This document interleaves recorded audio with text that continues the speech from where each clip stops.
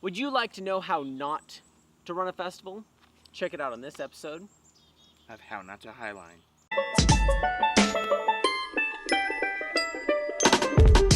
Hi, I'm Dan Walsh.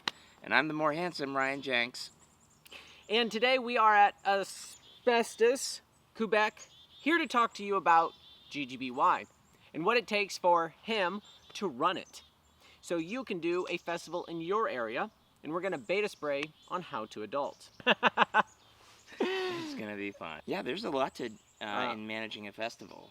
And I think one of the first things that you have to have is you have to have a very, very good team in mind. But even before that, you want to have a great goal in mind, right? Like, what is the goal of your festival or gathering? And for GGBY, you know, one of our main goals this year is to, if you go to our website, you'll see that we have laid out all of our tenets and values, and they're not concrete, but it's just where we started with.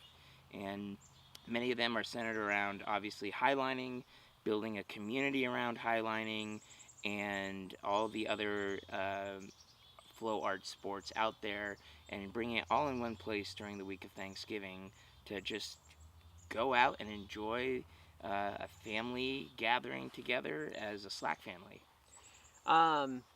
First year that was official, I was not a part of the organization team. And it's the year we did the SpaceNet wedding, and so I had plenty of shit to do. But from outside looking in, I didn't realize how much work it was, and I was pretty critical of how it was ran until I helped run it. And it's sure interesting how much goes into it, and I don't think people realize what it takes to run a festival unless they've run a festival. Just talking to Dakota, when he helps manage Breathe, and we're all able to relate to how much work it takes. Even Asbestos takes basically all year before a festival. So we took a month off. So December we talked about what happened in 2018 and what we would want for 2019. We took a month off in January and started in February all our meetings and plannings and decisions in order to have the festival by November. It's a huge time commitment. Dan has a job. What do you do? I'm a data scientist, but I have my own data science company. He stares at charts. I stare at charts and data and tells people what they mean. I'm a nerd. Yeah, he tells people what charts mean. Yeah. And he actually data analyzed some Slacksnet for us. And I paint houses, in case you didn't know that. I paint houses for a living. So we don't just sit around and plan festivals all year, but they do take hundreds of hours of prep. I do joke that Dan runs GGBY and that I'm his therapist and that Jerry bolts lines and sets them up. So that's a great summary of GGBY. Of course, Tiffany does a ton, and so does a lot of other people, including... I don't even want to start that list. It takes a team, and how many people are on the main or leadership team? I would say we've got about 16 people right now this year that we're on the main. Well, we've got 5 leaders, main team leaders, and then we've got about overall 15 to 16 managers. So we tried to do 3 layers this year: team leaders, managers, and then volunteers. And a total of volunteers is approximately 100 to 120 people.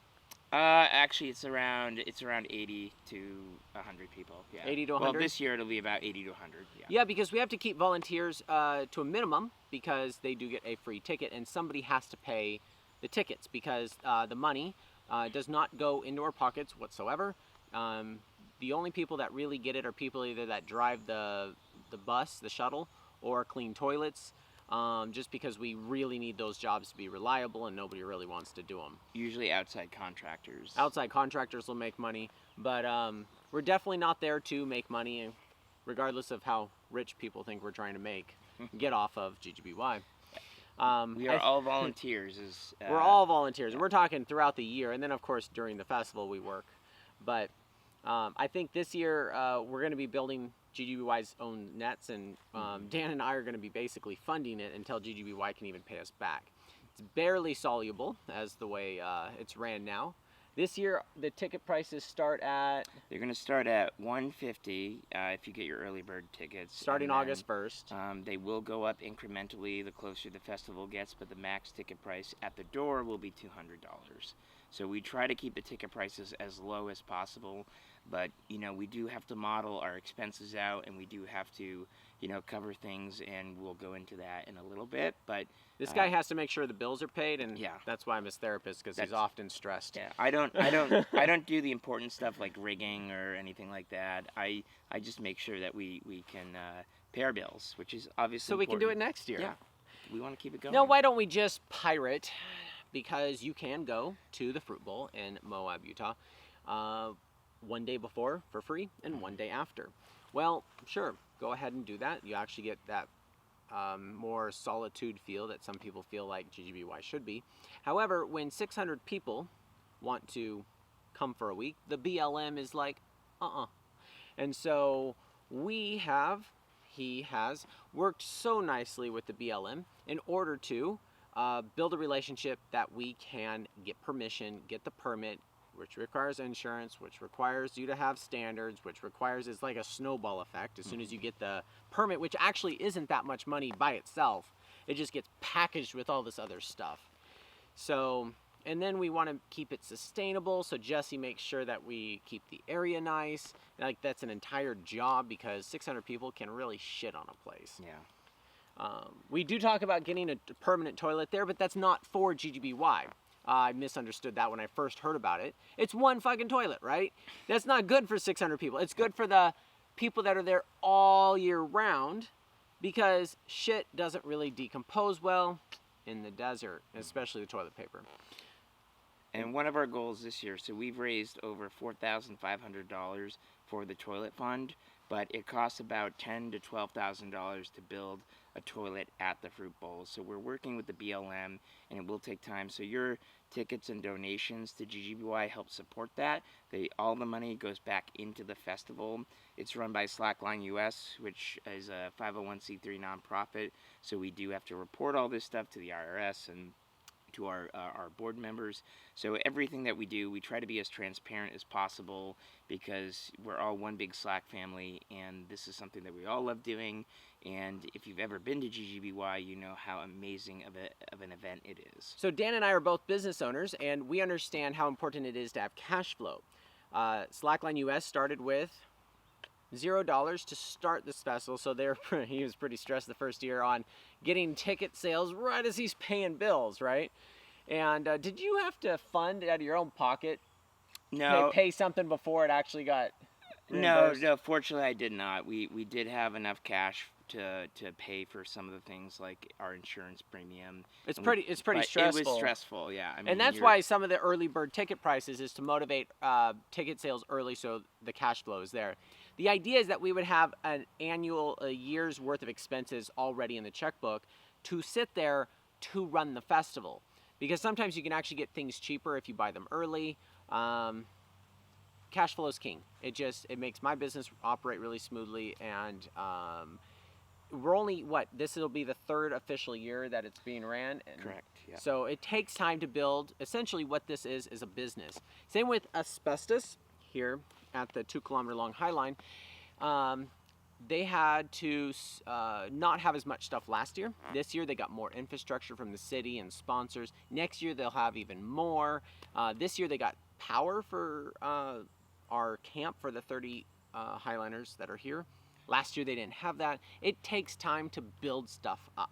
So if you are to start a festival, you're going to basically, like starting a business, have to start small, work your way up, build up your cash flow, build up your ticket sales, and ticket sales are pretty important. Everybody seems to want to volunteer. Mm-hmm. Which is great. Yeah. We love everybody loves volunteers, but it's interesting. I think it's nice when people want to help, and so they say, I want to help. But what often people say when they say I want to be a volunteer is I don't want to pay for a ticket. And I understand, like, sometimes $200 can be expensive for people, but at the same time, you end up working. We joke that we want to just buy a ticket and go, because it would be so much cheaper for us. Yeah. Because I think we get paid $1 an hour or less with our free ticket. It's probably like 5 cents an hour. About 5 cents an hour for him. So, which is fine. We do it because we want to. Yeah. Because we love GGBY and we like helping. So, we just like that spirit of people who want to volunteer. We do have to sell X amount of tickets in a year in order to pay the bills. Yep. So every volunteer has to really count, since we can only have 80 to 100 before you have more volunteers than paying customers. So we talked about the very first thing, if you're going to organize a festival, is obviously have a goal and a team in mind. And then after... You can't do it by yourself. Yeah. Even Asbestos has 30 people here. I mean, I would not be able to do any of this without the great team that I have. Ryan, Jerry, Tiffany, Jesse, and all the others who put in literally hundreds and hundreds of hours of unpaid time to make this happen. And so your team is critical, and that's why you want to be very selective and find people who you've worked with in the past to do that. And then after that, once you've got your team together, you can create a schedule and create a draft vision statement or plan. And that's usually a one-page goal statement, what you want to achieve, how you want the festival to go, and it's just a high-level overview of how you want to organize the festival. And then from there, you will get into splitting up your team logistics, and every team member will have their role and responsibility. So for instance, I am nowhere near as competent at rigging a space net or Highlines as Ryan or Jerry. So I let them do it, and I don't micromanage them. I check in on them. I make sure that they're within their budgets. But a reason that I participate in GGBY is because I feel like Dan doesn't micromanage. You have to trust the people that do their job. Jerry trusts the people on his rigging team. I trust my SpaceNet people. You don't we do quality control. That's why we have the different levels of tiers of responsibilities. But I don't feel like I can't just blow $5,000 on nets without running it by him. And even then, I still can't blow $5,000 on nets. So, as a team leader from a leadership position, it's nice if the team leader gives people, empowers people, and doesn't try to micromanage anything. So that really keeps me on board. Yeah. With all this. And I think that's one of the things I like doing, is that I like empowering and giving people like Ryan, who have such talent and gifts, and Jerry and Tiffany and all of our other team, who everyone has their own niche of gifts. I like seeing them flourish, and I'm really just here to be a check-in, make sure that they're within their guidelines, within their budgets, within the rules, because if something were to go wrong, they need to be able to explain to me what happened, so then I can explain that to whatever authority. So for instance, if we have an issue with the rigging, somebody has an issue with it, or maybe the BLM is not happy with where we're rigging, I need to be able to explain it simply to them.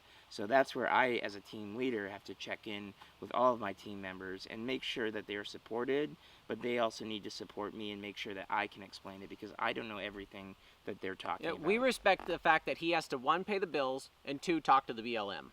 And make sure the insurance will say yes for the next year, right? Those are the 3 main things that he has to do, and if we hose him, that wouldn't be fair.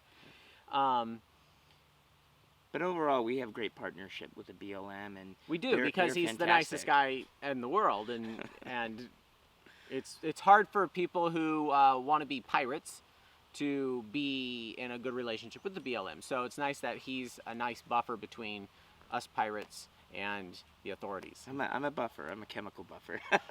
Chemical buffer. Yeah. So,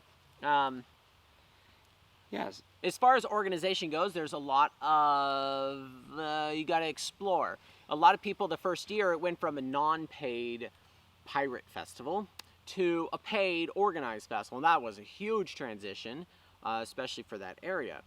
So then people are like, oh, we want more organic things to happen, not be so sterile. So we kind of let organic happen. We had planned one party and planned other things, and then we let rope swings off the net happen organically. Not everybody was competent to come back up the rope. We let parties happen organically, and we really value the effort those people put in. I don't want to squish anybody's stoke, and so I valued the effort they did, but what happened was it ended up being basically where people who didn't want to be in the party had to hear it. And so there's a balance that we have found between organic and organized. And so we now, this year in 2019, are going to have the parties. Tents are here with the Highlines, vans here, parties are here. And it's kind of a neat area because the sound will go away from everybody, including van and tent people. And we'll be able to have parties multiple times. Some people love having them there. Some people don't want anything to do with them. And this way, everybody can experience what they want at the festival, because it's hard to please 600 people. But I think this year we'll be even better at it because every year we get better. We do. At GGBY 3.0. Mm-hmm. Yep, we're here at Asbestos 2.0, and we're getting ready for GGBY 3.0. So and Asbestos 2.0 is already so much better than the first time they did it last year.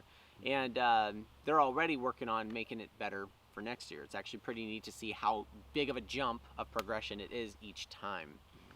Yeah, Asbestos this is my first time at Asbestos, and my mind is blown away. This is probably one of the coolest events I've ever been at, to see a 2-kilometer Highline, and just to be able to be here with not only that event itself, but with my great friends that are around me, like Ryan. So it takes, so this year we're going to have over, 40 or 50 workshops. Yeah. Jerry keeps flying out pretty much on his own dime or his own credit card points to go to Moab to install more lines each year. What was it, 9 new lines? Yeah, we just bought a ton of bolts for 9 new lines, and you can use those lines during the year as well. It's about a kilometer walk from the main Highline area, and they're all a bit longer. So if you really want to sesh, it's actually a neat space, a neat gully to Highline in. We're going to have a segmented net this year that I'm going to be building with River from Tree Weaves. The ones I'm doing are going to be in my living room. So if you're in Lodi, California, and you want to help weave a net, I'll have one up all year long. As soon as they're done, we take it down and set up the next perimeter. Tons of workshops, tons of parties, but if you don't want to go to them, you don't have to. Better shuttle services. We're going to have probably, 2 shuttles this year, because we have so many. We went from 200 people to 600 people in 1 year. Like, how do you plan for that shit, right? So we're going to have 2 shuttles. We're going to have more bathrooms. We're going to have more firewood and manage the firewood. Yes. So everybody can experience what they want out of GGBY. It is, people relate it somewhat to Burning Man. I don't think that's the case, because I think it's better than Burning Man. I agree. Mostly because it's not as hot. No, it's only what you make it. It's not, Breathe seems more like a spiritual retreat with 100+ slack lines. GGBY definitely has more of a Burning Man feel. Maybe because it's in the desert. Maybe because the parties and the Highlines. I'd say it's a Highline festival with major nighttime festivities for very people. active at night with a lot of fire point LEDs. Yeah. So can relate it to whatever you want. So we are constantly discussing between him and I what we want GGBY to be, because we never actually really stop and ask. We always just kind of look at what the comments are and try to make everybody happy, which is not bad to do. But we're like, what do we want GGBY to be? And we often we could bring in some big concerts. We could get it to several thousand people. Parking lot issues are a thing. But we don't really want to do that. We could make this actually a lucrative thing. It's like the desire is there for people to come. It's actually pretty cool visually to see everything that we established there. But we just want 1,000 of our close friends, our Slack family, to come and enjoy a week in the desert. We're not trying to turn it into Burning Man or a commercial venture. We don't want it to turn into a commercial venture. I think we want to keep it within the Slack family, and I mean we have to expand and we have to grow and we have to accommodate the growth that the Slackline community is experiencing, but at the same time too we don't want to grow to the point where we are becoming outside of that Slack family. And what I mean by that is that I want us to make sure that, if you go to our website, we've listed some of our values. having a consciousness for the environment that we're in. So one of the big things that we're going to do this year is, instead of just reducing our impact, we're actually going to try to improve the environment by hopefully engaging in some regrowth projects out there. So we're going to try to work with the BLM and other organizations out there to improve the trails, reduce, not just reduce the impact, but improve kind of the damage that's taken on in the area over the last few years. So we want to keep it Slack family oriented, and it takes everyone in this community to define what that is. It's not just me or Ryan or any of the main organizers. It's the entire family, and everyone's welcome to come.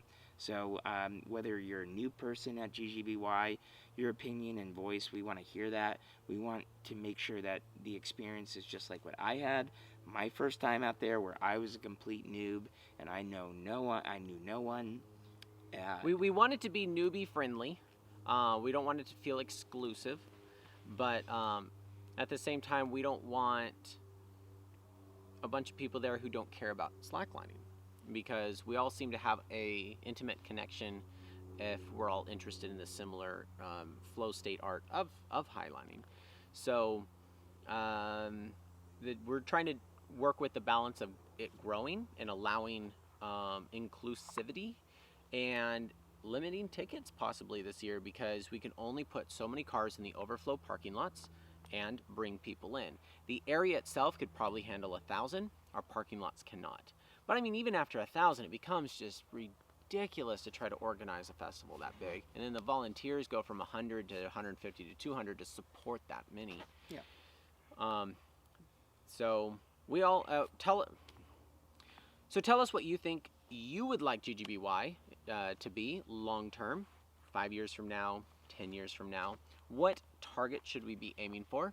And let us know, let Dan know if you're interested in starting a festival in your area. He is the president of Slackline US. That is what Slackline US is all about, helping people get access, but also he's an expert at knowing how to do the behind the scenes of a festival. So if you want help, he is more than willing to guide you, and if you do, put a foot forward, he'll put a foot forward, and he'll help you make successful slackline festivals. We really want more slackline festivals to be available to people around the world, and I think they're a great way for people to connect. Mm-hmm. And I would say, to leave you guys with some tips that you want to think about, that you need to understand. One, as an organizer, you need to understand insurance, and you need to get an insurance company that will insure your event. And so that is a very important thing to do, because you need waivers to protect yourselves as an organization. Two, you need to consider waste management. If you have hundreds of people, those hundreds of people poop and pee, and you need to get that out of the area. Visualize the poop piles in Jurassic Park. Yes. It's like that, but bigger. Yep. Also, food management, understanding where, if you've got all these volunteers that are working for you, and you've got a team, you want to provide maybe a community kitchen, and that builds the teamwork together. So teamwork and having a food kitchen really helps out, because your volunteers are sacrificing a lot of hours of their time, and you want to create a community where you all can get together and organize each other. I would say the fourth thing to think about is plan ahead. All right, do not put things off.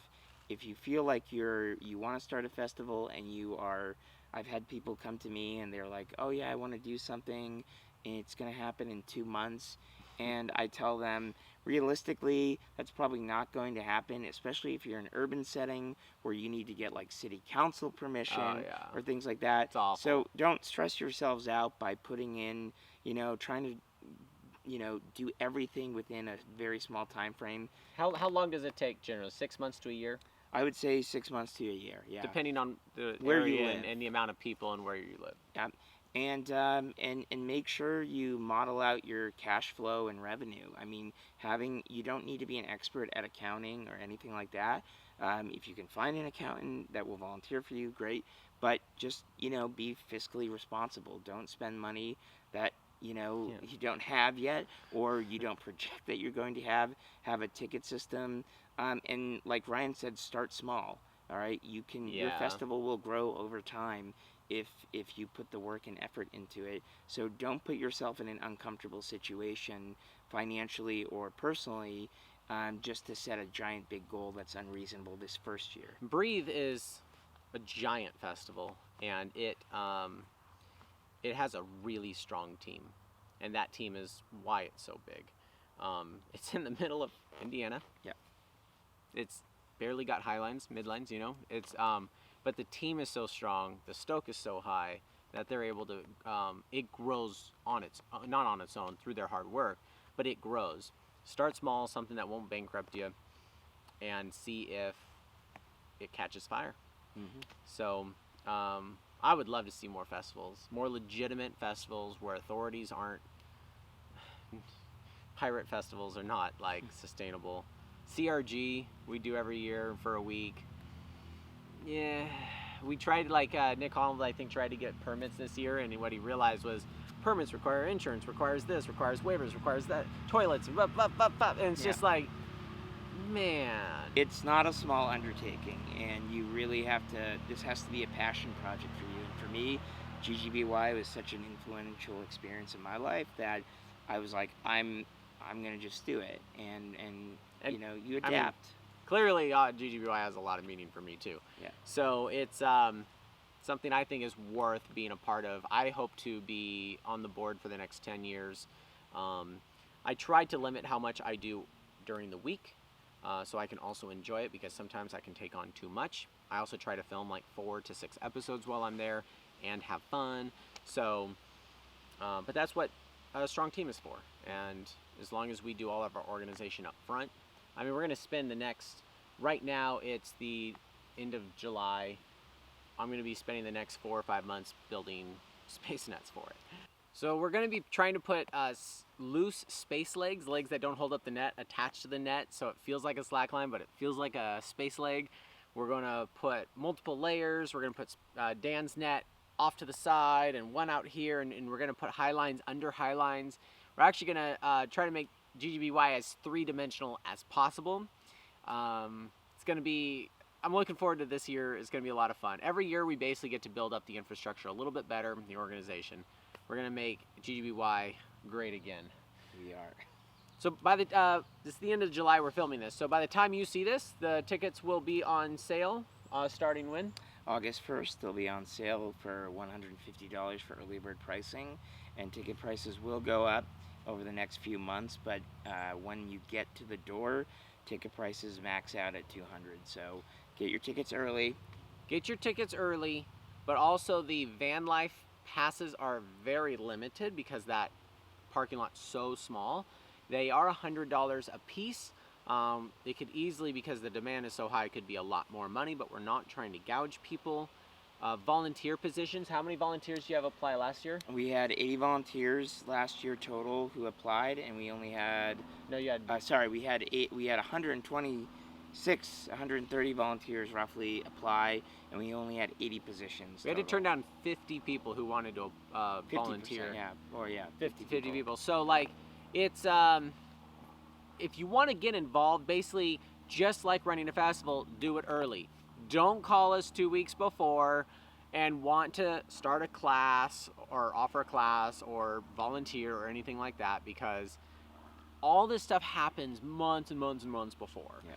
We have workshop applications are now open too, so if you want to teach a workshop, get your workshop idea. What does a workshop teacher get? A workshop teacher gets a discount on their ticket of $50 for the week, or for whatever day that you get. If you are only there for maybe 2 days, you get $50 off the price of whatever that is. So you'll get a $50 discount on whatever ticket you purchase. Yeah, we value the workshops and the skills that people bring and the teaching that they have. So definitely we'd love to have a ton of workshops, but definitely don't try to apply for them like 2 weeks before. And we do have 1 day and 2 day passes, and then the final option is 5 day passes for people. So if you can only show up for 1 day or 2 days, we do have those options available that are cheaper. So we try to accommodate everyone. We cannot, be obviously super flexible, but we try to be as accommodating as possible for everyone. Yeah, we do have bills to pay. So just respect that, and we'll respect the fact that you may or may be limited on money. A lot of workshops, as we said this year. We've got over 40 workshops that are going to be happening. Yoga, acro yoga. How many silks. Highlines are we going to have? We're going to have, I think, 14 24? last year and 9, so 23 plus 23. a couple extras that are going to be like surprises. Yeah. Things that aren't really bolted now, the 3-dimensional stuff. Yeah. We got a lot of good feedback last year. We understand the lines are getting longer and longer The every queues. year. The queues. Yeah. So we're trying to, reduce. We're trying to spread out more of the population so that we can get more people on the line faster, quicker, and more efficiently. We're also working on how to set up the 900 meter that's there safely, the one that goes across the entire canyon. Yep. We have to deal with airspace because there are things that fly through there. We also have to deal with rescue plans. I think the split Highlines are going to allow us to keep it safer, so we're not doing these huge drops and unable to rescue people. So if we can create a safe environment and only allow people on there that we know can make wise decisions, just like this big 2-kilometer long Highline here, you have to know whether or not you can cross before you do it, so you don't put other people at risk having to go out to the middle and get you, because it's an enormous task. It'd be a kilometer, if the middle's a kilometer away. So we want to get bigger and bigger Highlines. That's probably following year. We want to do the Insanity Swing. It's like the normal rope swing you may have seen in videos, but jumps off of, I think, the 120 meter line. So it's like way more exposed as a 70 meter jump. However, the BLM said no. So we have to work with them. Hopefully next year we can get a yes out of them. So we're constantly working at making GGBY greater. And a lot of the reason behind that is we're trying to respect the animal migration patterns that go on below the canyon and reduce the noise as much as possible. So it is a balance that we have to strike. We are not the only ones there. Yeah, even though you may not see it, we are trying to respect the population of animals and the environment out there, and we're always working to obviously try to add more exciting, fun stuff, but we have to take all of the environment into consideration as well. And we have to respect the BLM, because they're our partners, and they're great partners that we work with. Without them, we wouldn't be able to do this. Yep. So, and they've been great to work with. They're very friendly to us, and every year I have great conversations with them, and they've been very happy with us and where we've gone compared to where we were 5 years ago. So we're moving in a positive direction. Yeah, and it was hard to even get permits originally because the Fruit Bowl is owned by like 3 land managers. It's like split. Yeah. Somebody owns this side, the BLM this side, and somebody owns like all of it. It's just, and they lease it out to somebody. It's a cluster to get permission from everyone. Yep. SITLA, which stands for, I think, a school of, it's a government agency in Utah, owns the land. The BLM leases the land from SITLA, and we then have a permit with the BLM.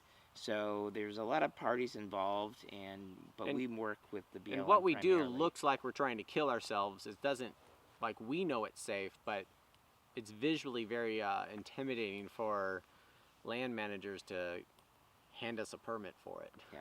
So, but we've been able to do it so far, and they've been great partners with us. So we just have to keep working positively with them, and we want to obviously this year not only continue to keep reducing our impact, but hopefully improve the environment we would like to do some regrowth projects in the area. So if you want to get involved, we have a sustainability team that you can get involved with on that. So again, apply early, and I cannot stress that enough. You have a much better chance of getting on the team, of getting involved if you apply early. You can show up last minute and pay a $200 ticket, but even then, we might be limiting ticket sales. We haven't decided if it's going to be at 750 or not. Mm-hmm. If it grows triple like it did last year, I don't think it will, but if it did, we could have to close the doors. We could, if it gets to the point where we're like this. Last year, if the BLM starts giving us shit for what our parking lot's doing, we only have 2 shuttles. We can't be running people to town for an hour and like trying to like alleviate the parking. So, So we'll see this year. I think we'll be okay. I think we won't have to limit tickets this year, but it'll all depend on the population that comes out. We want everyone to come out. As if you want to get involved in highlining and the community, this is the event to come out to. Especially it's the week of Thanksgiving, so it may be hard for some people to get time away from their family, but it also may be a good time because you have time off. So it's a double-edged sword, but if you can come out. My family got used to it. Yeah, mine did too. So yeah, I give them Christmas. Yeah, me too. So. But if you want to set up a slackline festival near Christmas time in a warm, beautiful place, invite us. We may not volunteer, but anyways, festivals can be a real pain in the ass to manage. But they are a great experience, and I will say that you will grow from it. You will not only grow from the experience of understanding how to run an event for your community, but the friendships that you get out of it are probably the most important thing, because I have gotten closer to the managers, friends of mine, because of it, and the adventures that we now go on outside of GGBY and all the other stuff, we've grown closer. So it will be a great experience if you make it one. You will have to work very hard, but it is worth it in the end, especially if you're passionate about it. You might have to work hard. Therefore, you shouldn't run a festival and Highline.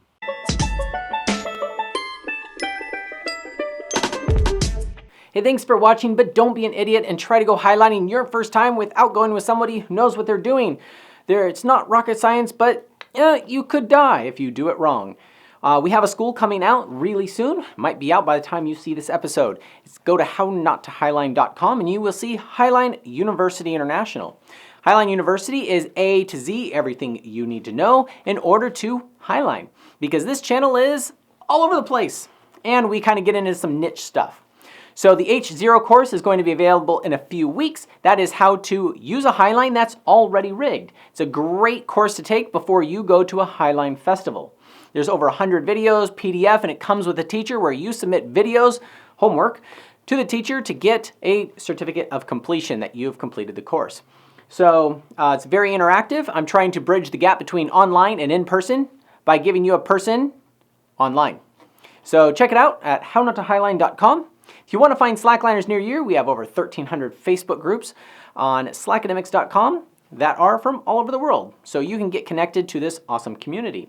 We also have the Bolting Bible on Slackademics, a great resource if you want to bolt. We are doing so many things on this channel right now. Make sure you like, follow, and subscribe on Facebook, YouTube, and Instagram, because I'm posting different stuff on all the platforms all the time. So you don't miss a thing. Cheers.